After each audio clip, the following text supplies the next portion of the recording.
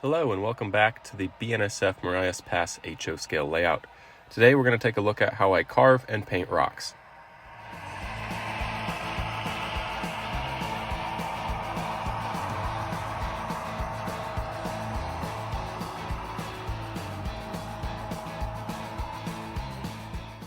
To make my rocks, I'm using 2-inch thick pink insulation foam. Step 1 is carving the rock pattern, which I did by scoring the foam in a diagonal pattern using box cutters. For these rocks here at the end of the peninsula, I needed to model a curved rock face, which isn't the easiest to do with laser straight foam. So I cut the foam into short blocks and adhered them to a cardboard backing beforehand. I scored the foam probably 1/2 inch to 1 inch deep, and once I made a few large cuts, I started to chip away chunks of foam using the box cutters, and then I did this basically until it started to look the way that I wanted.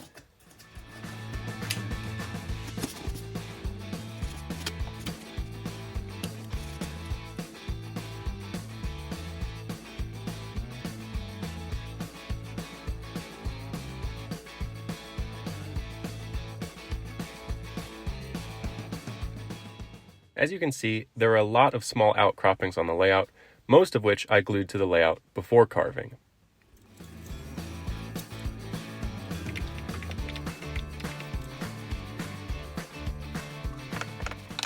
But in a few instances, I scored and carved the foam before it was adhered to the layout.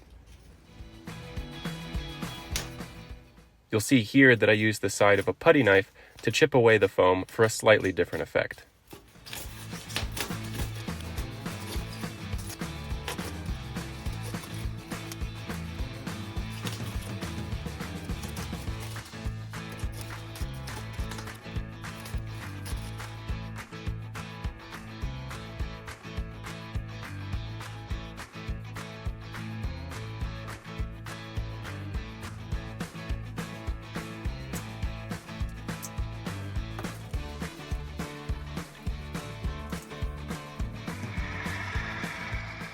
On the lower level in the John F. Stevens Canyon scene near Belton, the lack of scene depth and unique angled stratigraphy required an equally unique solution.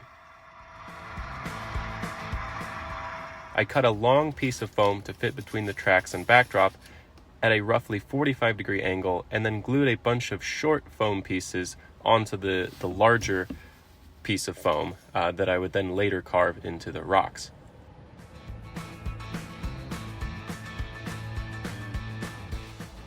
On the other side of Tunnel 4.0, I used tall sheets of foam mounted vertically against the backdrop that I carved with a handsaw. Then for the tunnels, I created segmental blocks of foam so that I could remove the surrounding rocks while still working on the tunnels. These pieces will be shown in more detail in the upcoming tunnel video.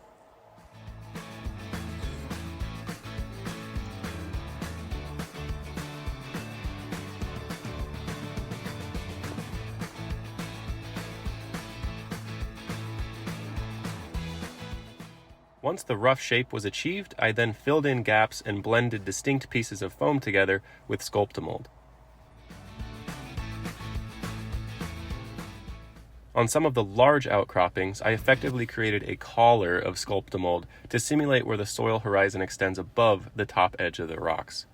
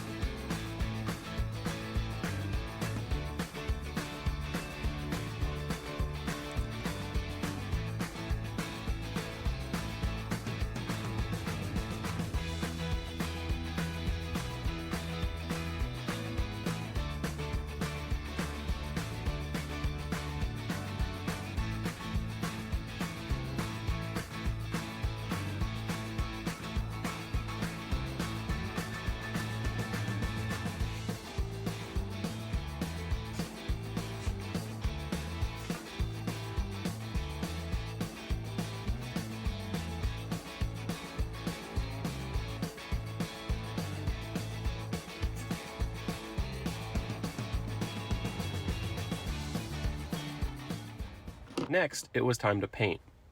For this, I used a mixture of black, brown, and a mossy green called light avocado.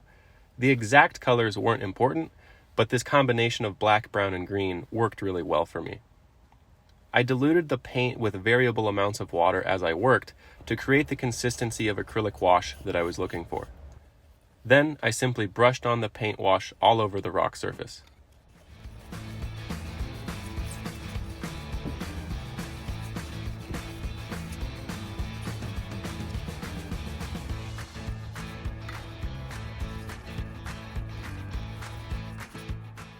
This first layer was really fast and looked pretty good, so in some spots, I just left the rocks at this step with the intent to come back later and add more detail.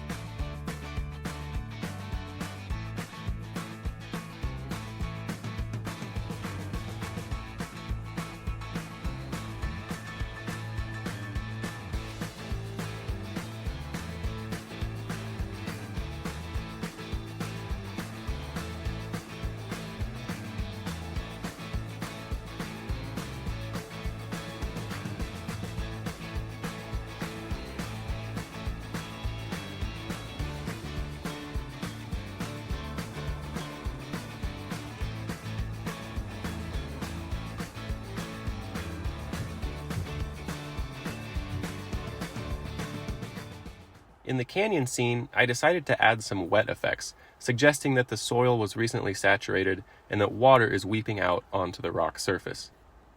Although not shown here, I first lightly dry brushed the rock surfaces with a lighter color of gray. Then I selectively added a darker wash of a grayish brown in a streaking pattern,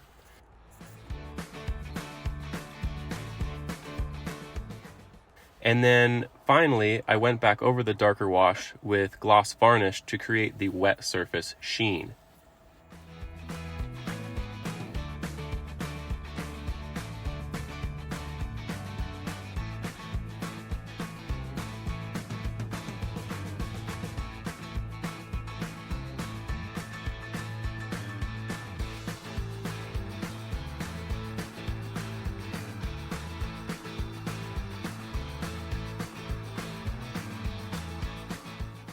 On the curved peninsula rock face, you can see a heavier version of the wet rock effects that were applied along the canyon scene at Belton.